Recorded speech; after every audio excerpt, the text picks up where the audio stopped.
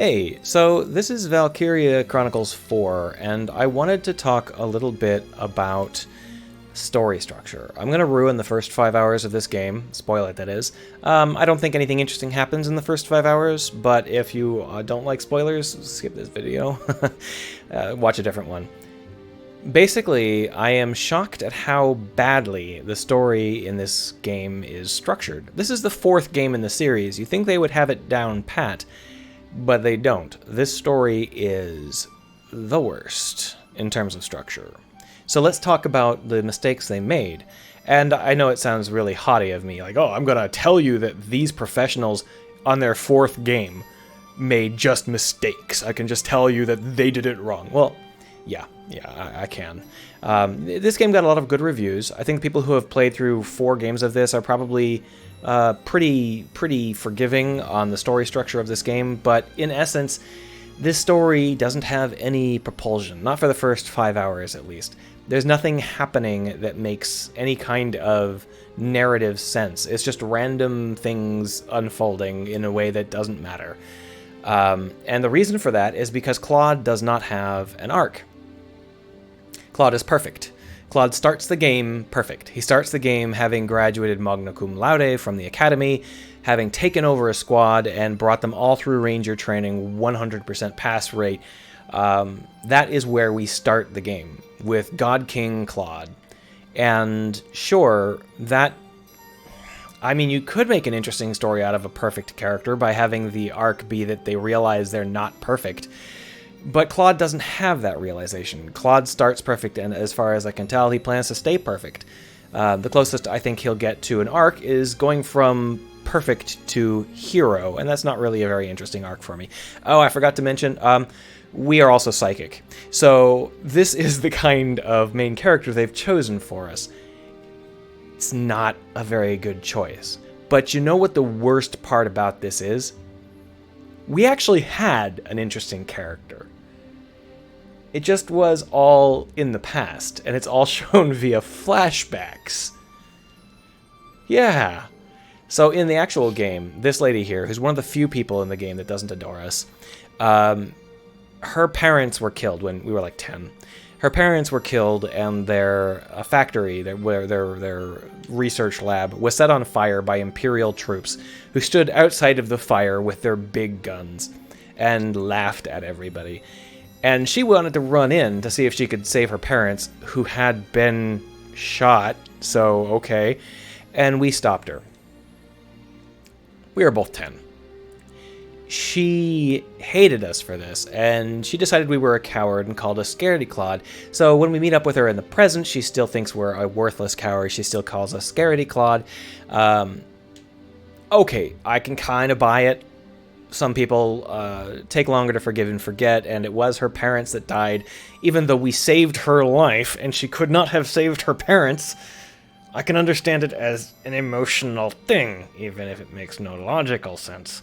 But that's all in the past. The arc here is, Riley Miller's arc is, she learns that we're no longer a 10-year-old. That's just not a very interesting arc. It's certainly not an arc that has anything to do with Claude. We could just stand there for long enough and eventually she'd notice. Similarly, after that event, we kind of drifted around. We weren't really feeling ourselves very well because we just watched our friend's parents die, and when we saved our life, she blamed us for letting her parents die. So, we took a couple of years to recover from that. We got in a fight with this dude, fisticuffs, and we lost. And so we went off to join the military academy. We graduated magna cum laude, and then we meet up with him again as commander of his troop. And he thinks that we are a worthless scaredy cat. I don't know why he thinks that. Does he think that as the 10-year-old I should have rushed into the fire? That doesn't seem like it makes any emotional sense or logical sense. I mean, he did grow up with us, but I could see if he thought we were the weird scatterbrained kid that never does anything. That's a different story, because we were kind of just staring at the sky, growing our psychic powers. Fine, but for him to think that we were a coward? I don't know of any 11-year-old kids that would call another 11-year-old kid a coward for not rushing a platoon of armed guards in order to jump into a fire. No, I don't buy it. But that's also in the past, because we won Raz over. We won Raz over by taking the whole squad through Ranger training and having a 100% pass rate. And yeah, so that's all in the past as well. All of the character growth is in the past. There's no character growth in the present. And that means that these character arcs don't have anything to tie to. These characters just kind of go through their own arcs at their own rate. They don't have any sort of thematic resonance. They don't have any sort of pacing. They just kind of roll around. It's not very interesting. It doesn't feel connected. There's no drive to it. For example, in this particular episode, episode 5 hours into the game, Minerva Victor here, she's not on our squad. She's a rival. She's jealous of us for having been magna cum laude. And she just told us in this chapter that we are the God King of the Ranger Corps, we are the perfect savior of all humans, and we are going to be the person who somehow breaks the 10,000 tank defense core that our enemies have put up, because we're the only person who possibly can, because we are just awesome in every way. 5 seconds later, Riley comes up and says, like literally 5 seconds, it's the next cutscene. It cuts away and then cuts to this. She walks up to us and says, well, maybe you're not scaredy claws anymore, but I'm going to keep an eye on you because I think you're going to still flake out. And sure, it's kind of cute. She's sort of getting over it in a kind of a gentle, funny way. These things have nothing to do with each other, they have nothing to do with Claude, and they have nothing to do with the game that we've played so far. You know what our missions have been so far? We took a fort in the middle of nowhere. We scouted a little bit. Then we scouted a little bit in the rain. That's the extent of our heroics. Minerva shouldn't give a shit about us. And Riley, who was glued to our hip through every single one of those missions, watching us mow down hundreds of enemies and blow up tanks, she should already be pretty aware of the fact that we are perfectly willing to literally walk, like just as a scout, Claude, no tank, no nothing, just strut straight up to the back of a tank and shoot at the back of a tank. That's something we've already done. We are definitely not a scaredy cat, so these don't make any sense in terms of the arc of the game, they don't make any sense in terms of the arc of Claude, and they don't make any sense in terms of each other. They're just random things that these characters happen to think at this moment. Not very interesting to us. How can we fix this?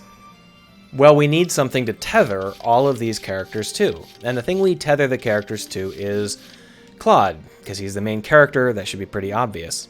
How do we tether them to Claude? We make Claude suck.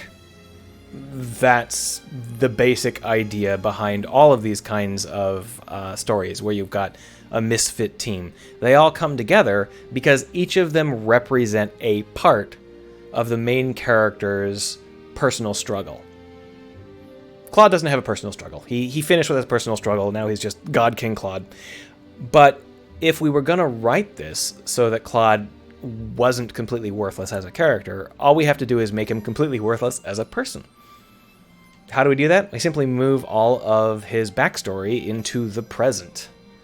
We're playing in Chapter 2, or maybe at the end of Chapter 1. We're going through our mission, and then Claude flakes and calls a retreat.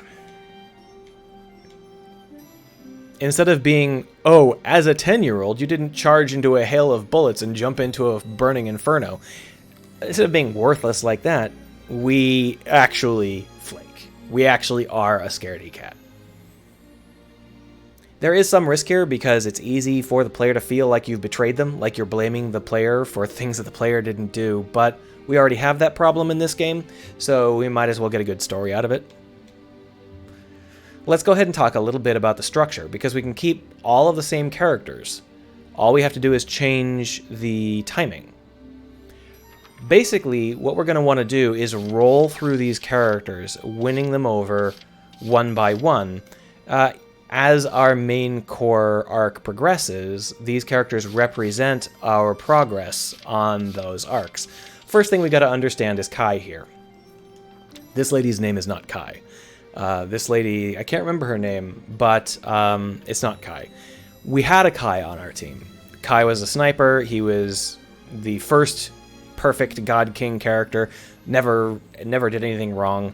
So what we've got to understand here is that this Kai is not the original Kai. She took up the mantle of a dead man. That could be a really interesting plot line if it unfolds in real time. So with that in mind, let's talk about what sort of early game we see. Claude takes command of a team. They're not Rangers yet. They're just an army group. He graduated magna cum laude, and the team loves it because these people are people that he grew up with, aside from Minerva, who's not actually on your team. These are all homeboys back from Mangalia. So yeah, they're like, oh man, we got a galleon captain, magna cum laude. Great, we're all on this. We are the Team Gallia, and we rock everybody's socks. Everybody loves you. And Kai, the original flavor Kai, is also on your team, along with this lady in her actual name, her original name. So that's, 5 characters that you can take through the first chapter of the game. And either at the beginning of the second chapter or the end of the first chapter, you have a mission where things are starting to get high pressure, and Claude is becoming nervous. You get cutscenes of him sweating bullets. You get cutscenes of him being unsure and not really knowing what to do and getting overwhelmed. So eventually he folds, and he says to original flavor Kai, I need you to tell me what to do. I need you to guide us here. Original flavor Kai is just a grunt. He's a sniper, but he's just a grunt. He's not a commander. He still takes over for you, and he decides what he's going to do is he's going to sacrifice himself so that you have time to retreat. So you follow his order, and you retreat, and he dies. So we now have the meat, and now in Chapter 2, most of these people hate you, because most of these people watched you abandon your post and let a sniper die just so that you didn't have to, bite the bullet and actually do your job. That's a setup for a great character arc, and it also means that all of these characters can have arcs that relate to it. We don't want all of the characters to hate you. That's extremely unwelcoming. The player will feel like they're cut off from the world. So I say that we have new flavor Kai here. She doesn't hate you. She saw you flake and give command to Kai, but she loved Kai, and she thought Kai was the bomb. And so when Kai gave you a command and you followed it, she was like, fine, I can totally accept that. So she, still using her original name, is still on your side, and she's still the person who goes to bat for you. She's still the person who supports you. Only problem is, she can't take it. Her brother or lover or whoever it was is dead, and her brain is just breaking. And I don't know if I would write this story this way, but the way that it's written in this game already, we just move that break forward. She becomes Kai. She doesn't suddenly. She doesn't have a psychic break where she suddenly gets an alternate personality. She just takes on the mantle of Kai as a protective measure to soothe her wounds and to drive her towards greater glory and in his memory and that sort of stuff. But she's obviously not stable. So by the end of Chapter 2, you can't rely on her. She's still your number one supporter, but you don't want to put any pressure on her because she's not gonna hold up if you do that. But by then, what you've done is you've reclaimed Raz. So what we do is we roll through these team members one by one, allowing you to pull them together, 1 or 2 per chapter. Each time you do, it's because you've grown a little bit as a character. You reclaim Raz when you show that you aren't actually scared of the fighting. Raz thinks you're scared of the fighting, but you aren't. You're scared of the commanding. So when Raz is like, we're invincible, let's go, and you're like, yeah, let's do it, and you rush out there and you get in as many good shots as he does despite being a scout, he'll come to respect you. And then when you're drunk together at the end of the fight, he'll be like, why the hell did you flake out that time? You're like, I can't lead a team. I hate leading. I can't keep track of where the enemies are. That sort of thing would make a lot more sense, and it would allow you to win over Raz. So now you've got Kai and Raz back on your team. You know, you can just continue along with Riley being won back when you show that you can start to make decisions and stuff like that. Minerva can be won over in a number of ways. There are so many ways you can make Minerva a fun character. I kind of like the idea that you go magna cum laude and she's super jealous of you, but she thinks so highly of you that she doesn't actually think you're a scaredy cat. She thinks that you've got some kind of like super 4D chess plan. And so she keeps throwing you into hotter and hotter water, thinking that you are just the bee's knees. She's so jealous of you. She couldn't handle this stuff, but she knows you can. Because I think that would be fun. It would be more fun than having her hate you when so many other characters hate you. And in this way, we can continue to progress towards a command, because at some point, we would have to start to understand that you have limits. And you're going to have to make sure that Minerva understands that. Like, not limits in terms of, I'm going to get angry with you, but limits in terms of, you can't solo a tank. You can't take on 10,000 tanks, even if you have a tank yourself. These are things that Minerva might think are possible for you, and you have got to scrape through. You got to just retreat and tell her, you know, this is not going to work. And I think that arc would be so much more interesting, because all of these character arcs could be unified to roll along at the same pacing as the main character's arc. And now it would be a little bit of a challenge to make sure the player doesn't feel like they're responsible for Claude's personal demons, but we already feel responsible because the game completely ignores how the battles go. And in fact, the actual battles have nothing to do with the stories that are being told. So we're already suffering that. We might as well get a good story out of it. This kind of structure is really basic and easy. It's a structure that most party-based RPGs also use, with the idea being that by the time you've recruited your core posse of 5 NPCs or whatever, your core arc has progressed to the point where you can now begin to see that arc on a larger scale. So, you know, at Chapter 5, at the end of Chapter 5, Claude has redeemed himself. He goes through Ranger training, maybe. That might be what Chapter 5 is. And at that point, you can begin your larger operations and your next plot arc, your next Claude arc, where he goes from being a scaredy cat to being someone who is desperately struggling to keep his team alive, or whatever the secondary arc is. If you want to see more examples of this arc, look at literally any RPG that has a party, like Mass Effect or Dragon Age. These games all have main characters that don't have a personal arc per se, because you're allowed to invent them out of whole cloth, but they do have a story arc that strongly reflects a personal arc, and you can see how each of the characters chime in at the right time and get recruited at the right time to keep that story arc rolling forward. And the story arc is a personal arc, it's just that it's not being enforced on you in a manner that you're going to notice. That sort of stuff is really pretty simple once you understand how to structure it, and I am bamboozled by the fact that they didn't bother. I do not understand what they were thinking, but the result is 5 hours of tedium. Presumably this game got good reviews because people like the first 3, and they just can accept 5 hours of nonsense. It probably picks up, maybe at hour 15 or something it picks up. I'm not willing to wait that long.